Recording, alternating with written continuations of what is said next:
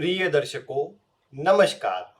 आज आप सभी के समक्ष एक जातक की जन्म कुंडली लेकर मैं उपस्थित हुआ हूं। आप इनकी जन्म की डिटेल से देख पा रहे हैं। 26 मई 1999, समय है शाम के 4 बजे का और जन्म स्थान है जालंधर, पंजाब का। इसके आधार पर जब आप इनकी कुंडली का निर्माण करेंगे तो कुंडली बनेगी कन्या लग्न और कन्या राशि की। पूरी तरह बुध के प्रभाव में ये लग्न राशि है। मैनेजमेंट के लिए, कार्य को अपने अनुसार करने के लिए बहुत बढ़िया प्रभाव ये राशि देती है।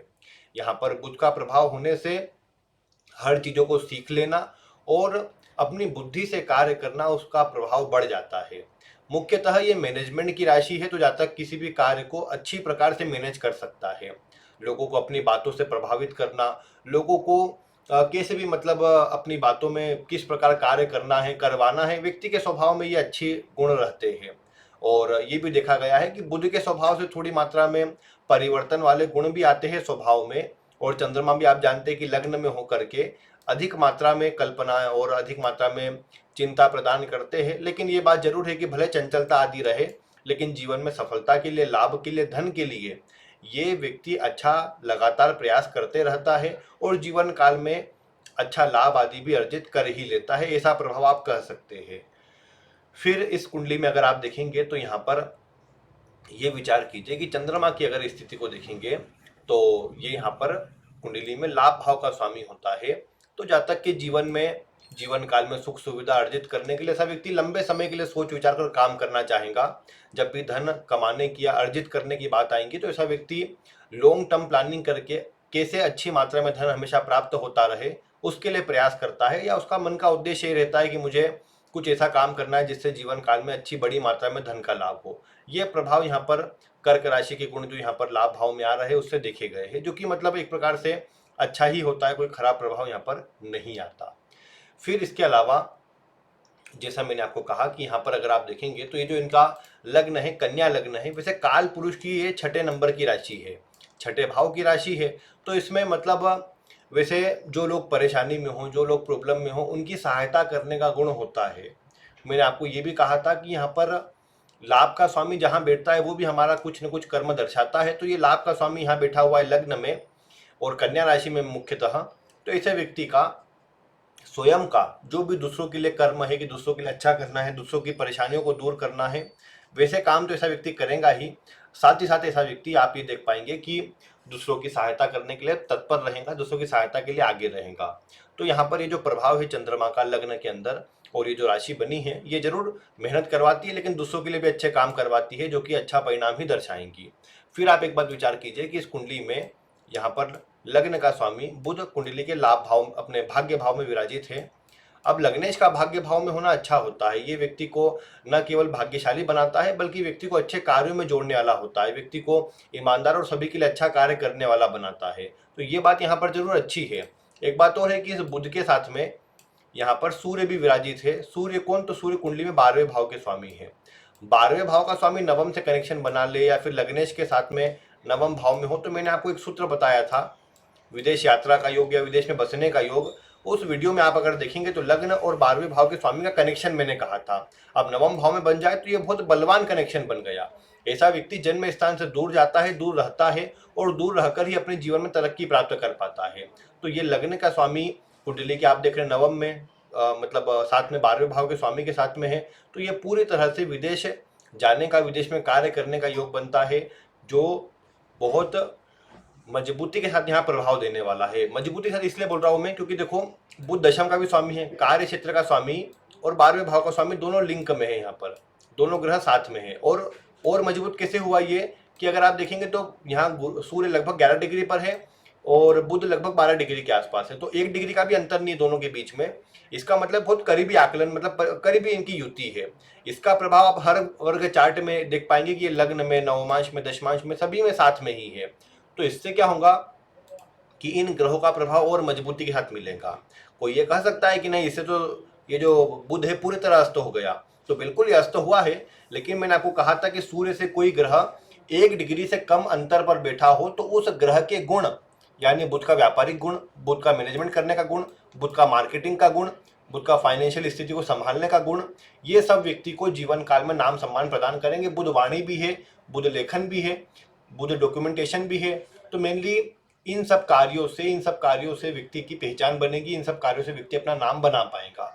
तो ये बातें यहाँ पर देखी जा सकती है, जो कि एक अच्छी बात है यहाँ पर, मतलब व्यक्ति को जीवन काल में सफल करने और जीवन में अच्छा परिणाम देने वाली बात है। और ये भी दर्शा रहा है ना, बुध की लग्न का स्वामी भाग्य भाव में हो तो क्या होता है कि व्यक्ति ने पूर्व में भी अच्छे काम किए हैं, उसके अच्छे कार्यों के चलते उसे भाग्य का और उसे जीवन में तरक्की का अच्छा साथ मिलेगा और जीवन में एक अच्छी उन्नति प्राप्त कर पाएंगे, ये बात कही जा सकती है।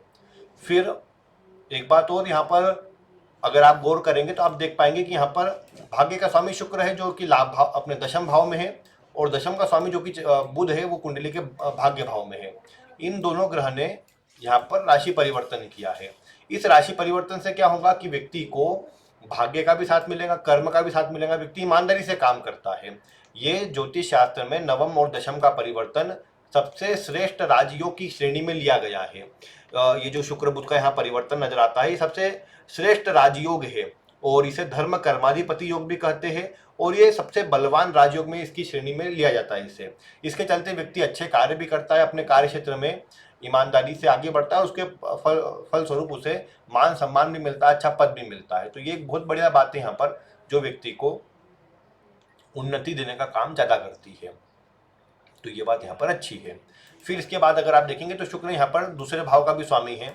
दूसरे भाव का स्वामी होकर ये कुंडली के दशम में है, तो धन के लिए बहुत बढ़िया हो गया। ये व्यक्ति अपने स्वयं के दम पर अच्छी मात्रा में धन अर्जित कर पाएंगे, उसे पैतृक धन की भी एक अच्छी स्थिति मिल जाएगी, और जीवन काल में उन्नति के लिए, सफलता के लिए कोई खराबी वाला प्रभाव यहाँ पर शुक्र का नहीं है। ये जरूर है कि शुक्र चतुर्थ भाव में दिग्बली होता है, दिग्बल से पूरी तरह दूर है। दिग्बल से दूर होने का मतलब क्या हुआ कि अब ये शुक्र को जो एक मजबूती, जो बल मिलना चाहिए था वो थोड़ा कम हो जाएगा। और उससे क्या होता है दिग्बल से कि व्यक्ति के अंदर इस ग्रह शुक्र को लेकर के जो एनर्जी रहनी चाहिए वो कम हो जाएंगी। कई बार फिर ऐसे व्यक्ति को कोई सपोर्ट कर दे तो व्यक्ति आगे बढ़ जाता है, मतलब स्वयं से निर्णय लेने में थोड़ा सा वीक हो जाए ऐसा व्यक्ति, कई बार दूसरों से पूछ कर, दूसरों से बातचीत करके ऐसे व्यक्ति का निर्णय लेने का स्वभाव बन जाता है। तो ये बात यहाँ पर कही जा सकती है। अदरवाइज मैं ये कहूँगा कि बहुत खराब स्थिति नहीं है शुक्र की, बहुत बढ़िया स्थिति है। चतुर्थ को देख भी रहा है तो भूमि, भवन, वाहन सारे सुख भी दिलाएगा, सब चीजें यहाँ पर व्यक्ति अपने दम पर प्राप्त भी कर पाएगा, ये अच्छी बात है। तो मतलब व्यक्ति के योग अच्छे हैं, बस थोड़ा कोई सपोर्ट करता रहे इन्हें तो ये और अधिक आगे बढ़ सकते हैं और अधिक इसमें स्थिति को आगे प्राप्त कर सकते हैं।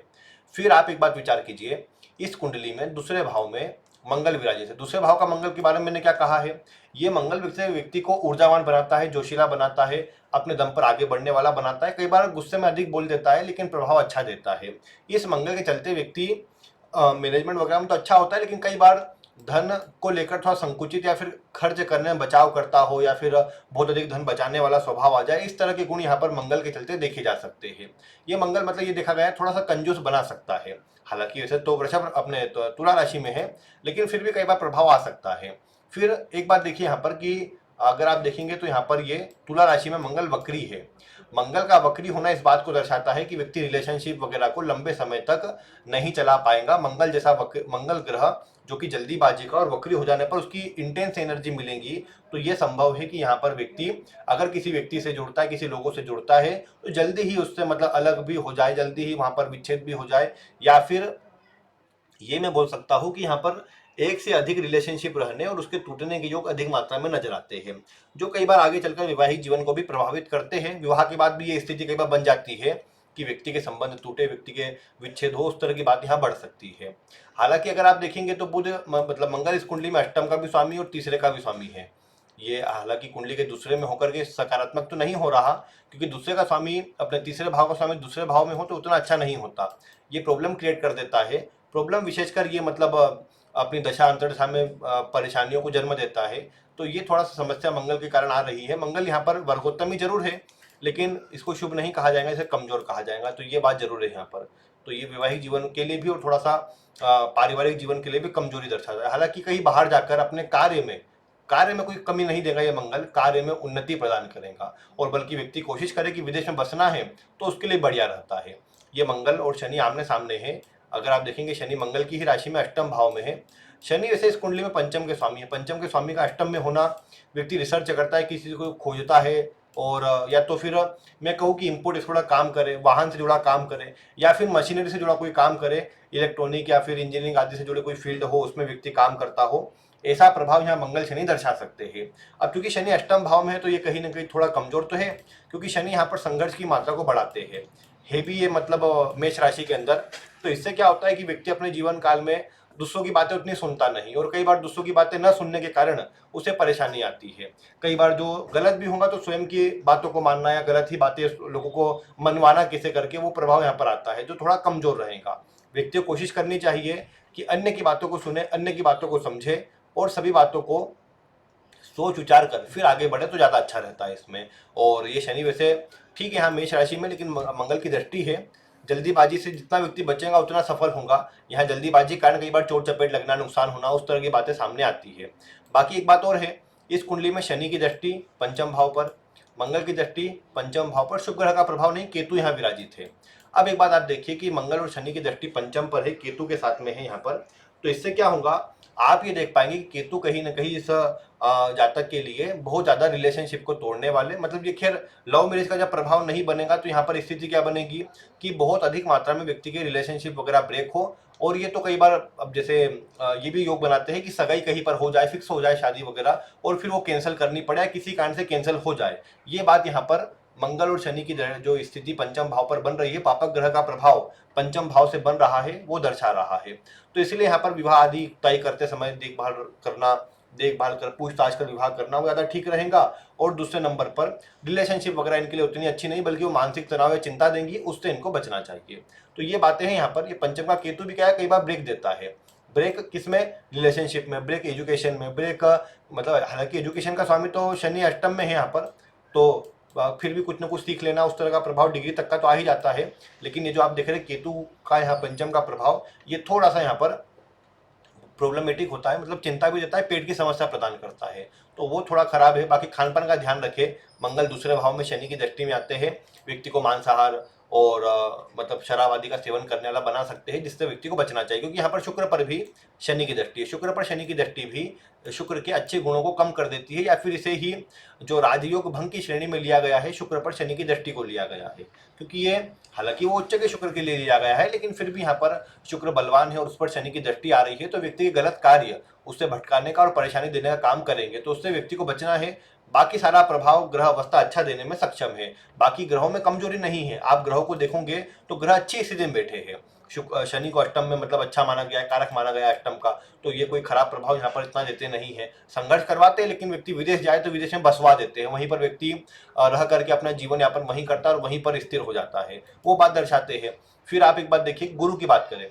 गुरु इस कुंडली के चतुर्थ भाव और सप्तम भाव के स्वामी होते हैं। डिग्री वाइज ऐसे है कि हो सकता है कुछ वर्ग चार्ट में या फिर मतलब नहीं, ये कुछ अन्य सॉफ्टवेयर में ये अष्टम में नजर आते हो 0 डिग्री पर, क्योंकि 29 डिग्री और 59 मिनट पर है, मतलब कुछ ही मिनटों की बात थी कि ये मतलब गुरु का परिवर्तन यहाँ पर हो जाता।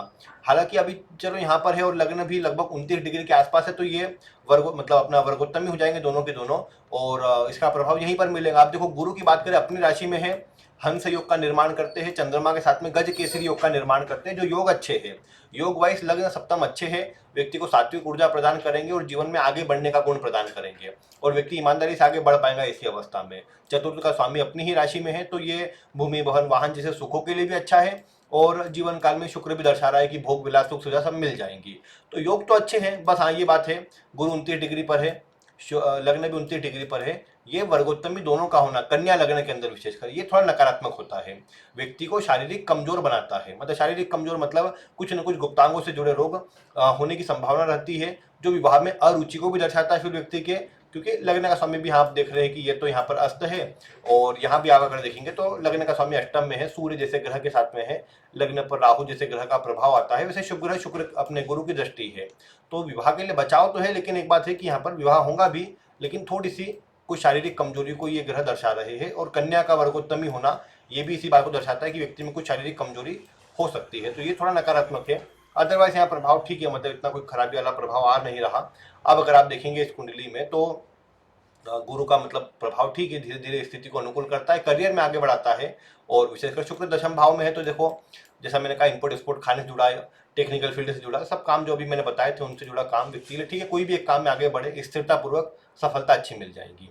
राहु लाभ भाव का लाभ में कमी नहीं करता, एक से अधिक मार्गों से लाभ करवाता है, व्यक्ति की रुचि को बढ़ाता है। हालांकि देखो अष्टम का अपने दशम का स्वामी अपने पंचम का स्वामी कुंडली के अष्टम में है, तो ये क्या करेगा, ये व्यक्ति की रुचि शेयर मार्केट वगैरह में बढ़ाएगा, लेकिन हो सकता है कि यहाँ पर नुकसान के योग अधिक बने। वैसे यहाँ का अष्टम का स्वामी मंगल जो है दूसरे भाव में, लेकिन फिर भी मतलब मैं कहूँगा लॉन्ग टर्म में लगा दे तो ठीक है, लेकिन ज़्यादा उसी को करियर बनाने पर विचार नहीं करना चाहिए। यहाँ पर अन्य ग्रहों का प्रभाव अच्छा है कि अपने अन्य व्यापार आदि में जाए, अन्य कोई नौकरी वगैरह में जाए, ज़्यादा ठीक रहेगा।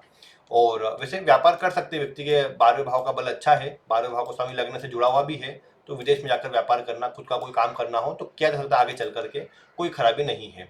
वर्तमान में गुरु में शनि की दशा है, शनि कुंडली के अष्टम भाव में है। अष्टम भाव में शनि कोई, जैसा मैंने कहा, खराब नहीं होते, संघर्ष करवाते हैं, परिवर्तन देते हैं, जीवन में रुकावटें आती है थोड़ी, लेकिन व्यक्ति अपना एक ही जगह प्रयास करते रहे, सफलता मिल जाती है, कोई विशेष समस्या नहीं आती है। शनि बल्कि जैसा मैंने कहा विदेश में बसने के योग दर्शाते हैं, तो व्यक्ति विदेश में बसना चाहे उसके लिए प्रभाव अच्छा है, इस समय पर योग बनते हैं विदेश जाने के, बसने, क्योंकि ये शनि जो है नवमांश के अंदर आप देख पा रहे हैं 12वें में है, तो वो भी कनेक्शन बन रहा है कि व्यक्ति बाहर जा सकता है इस समय अवधि पर।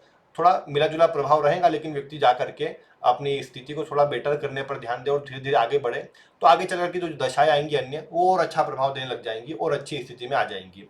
बाकी अभी विदेश के लिए प्रभाव अच्छा है। वैवाहिक जीवन में थोड़ा उदासीनता गुरु भी दर्शाता है, गुरु सात्विक ग्रह है, शुभ ग्रह है, सप्तम में आकर के वो अपना प्रभाव उतना नहीं दे पाता, और ये बोल सकते हैं कि वो कमजोर हो जाता है एक प्रकार से। और इसमें ये भी है कि लग्न में वो दिग्बली होता है, सप्तम में वो दिग्बल नहीं आता उसके अंदर, लेकिन खैर गुरु जैसा ग्रह है, शुभ ग्रह है, जीवन साथी सपोर्टिंग और साथ देने वाला मिल जाता है, थोड़ा कई बार अधिक बोलने वाला, अधिक सोचने वाला मिल जाए, लेकिन फिर भी अच्छा प्रभाव मिल जाता है। अगर थोड़ा ये जो पंचम की स्थिति है उस पर ध्यान दे, यानी कुंडली मिलान अच्छे से कर ले तो ठीक है, नहीं तो फिर क्या है ना, ये प्रभाव संतान उत्पत्ति में बाधा या संतान न होने जैसा प्रभाव उत्पन्न कर देगा, तो उसका ध्यान रखना है कि जिससे विवाह हो वहां पर स्थिति अच्छी हो, क्योंकि नवमांश की स्थिति में भी आप देख रहे हैं कि पंचम पर पापक ग्रहों का ही प्रभाव है, शुभ ग्रह का कोई प्रभाव नहीं, और पंचमेश 12वें में है, तो वो सब स्थिति कमजोर हो रही है पंचम की। तो इसीलिए व्यक्ति को चाहिए कि कोई मंत्र जाप करे, विशेषकर शनि अष्टम में है, शनि के लिए कोई मंत्र जाप करे, शनि का मंत्र करे या फिर काल भैरव अष्टक करे, उससे व्यक्ति की जो एनर्जी है थोड़ी पॉजिटिव होंगी। अभी गुरु की दशा है, दशा तो कोई खराब नहीं है, अच्छी दशा है, सप्तम में जरूर है, लेकिन कोई खराब प्रभाव नहीं देता, इसे मारक न समझे, ये कोई ऐसे मारक ग्रहों से जुड़ा हुआ नहीं है, ये कुंडली में अपनी ही राशि में है और अच्छा प्रभाव देने की स्थिति में है, तो ठीक है इसका प्रभाव। और ये मैं कहूँगा कि यहाँ पर जो परिणाम आ रहा है वो अच्छा ही आ रहा है, मतलब ग्रहों की स्थिति में कोई दिक्कत की बात है नहीं। यहाँ पर आगे की दशाएं करियर में सफलता तरक्की अच्छी प्रदान करेंगे। अभी तो आगे बुध भी लगना है, बुध में भी मतलब लाभ के सफलता के योग बहुत मजबूत है, बहुत बढ़िया प्रभाव है उसमें, तो नए लोगों से जोड़ना, नए स्थान पर जाना, उस तरह का प्रभाव भी रहेगा, और जो आगे बढ़ने के अच्छे योग भी निर्मित करेगा, तो अच्छी बात है ये, मतलब व्यक्ति के जीवन में मतलब प्रभाव की स्थिति तो अच्छी है। बस अब एक ही बात आती है यहाँ पर कि व्यक्ति अपने आप को स्थिर करे, जल्दीबाजी से बचे, मांसाहार मद्यपान से बचे और एक स्थान पर स्थिर होकर के आगे बढ़े। यहाँ पर वैसे तो मैं कहूँ कि कोई अगर करियर के लिए रत्न पहनना हो तो शुक्र का रत्न पहना जा सकता है, शुक्र की स्थिति बढ़िया है शुक्र को बलवान करने से, लेकिन हाँ ये भटकाव दे सकता है, शनि की दृष्टि है, लेकिन अगर व्यक्ति अपने आप विवाह के बाद, हालांकि शुक्र का रत्न ज़्यादा प्रॉफिटेबल रहेगा, क्योंकि शुक्र की एनर्जी कई बार विवाह के पहले भटकाव प्रदान करती है। बाकी व्यक्ति धारण कर रहे तो कोई प्रॉब्लम नहीं है, हालांकि व्यक्ति अपने आप से थोड़ा संतुलित होकर आगे बढ़े तो कोई दिक्कत नहीं आएगी। बाकी योग इस प्रकार के है कि व्यक्ति को सफलता और धन आदि सुख सुविधा सब मिल जाएंगी, तो उसके लिए कोई कमी नहीं है, बस अपने आप को स्थिर किया जाए, मन को स्थिर रखा जाए और जीवन में आगे बढ़ा जाए तो बहुत बढ़िया रहेगा, कोई खराबी देखने को नहीं मिलेगी। तो ये कुछ प्रभाव है इस जातक की कुंडली में। बाकी विवाह आदि थोड़ा यहाँ पर गुरु पर वैसे तो कोई पापक ग्रह की दृष्टि नहीं है, विवाह अपनी इच्छा से व्यक्ति भले थोड़ा मतलब एक सामान्य आयु में ही, वैसे तो कई बार क्या है ना, गुरु जैसा भी एक बड़ा ग्रह बैठता है, तो अगर व्यक्ति अगर स्वयं शीघ्रता ना दिखाए तो 32 वर्ष की आयु में जाकर विवाह हो पाता है, ये देखा गया कई बार। हालांकि यहाँ कई बार उतना योग हो भी सकता है, क्योंकि कई बार यहाँ 4-5 बार ऐसा हो सकता है कि ये व्यक्ति रिलेशनशिप में आए और फिर उसमें धोखा मिल जाए, ऐसी बात संभव है यहाँ पर। बाकी वो 32 वर्ष की आयु के तकरीबन जाकर विवाह करना ठीक भी है, उस समय ज़्यादा योग भी बनते हैं, तो कोई समस्या उतनी नज़र नहीं आती। बाकी ठीक है, योग उतनी मैं समस्या नहीं कहूँगा, प्रभाव अच्छा है, जीवन में आगे बढ़ने के योग है। और बाकी तो आप इनके लिए कुछ अगर बताना चाहें दर्शकों तो आपका स्वागत है, आप इनके लिए जो भी बताना चाहे आप अवश्य बता सकते हैं। बाकी आज की वीडियो में इतना ही। वीडियो देखने के लिए आपका बहुत बहुत धन्यवाद।